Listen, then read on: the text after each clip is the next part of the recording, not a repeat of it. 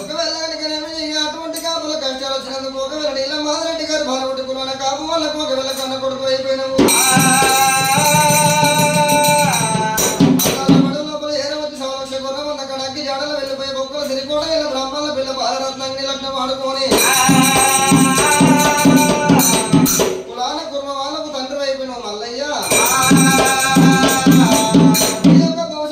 ఇంకొక వారిని లగ్నం ఆడేది ఉన్నది అటువంటి కనుక ఎల్ల వారికి దేవుడు అయినావు అటువంటి కనుకనేమి గొల్లల ఇళ్ళల్లా అటువంటి అల్లుడు అయ్యేది ఉన్నది ఎర్ర గొల్లల ఇళ్ళల్లా అల్లుడు అయ్యేది ఉన్నది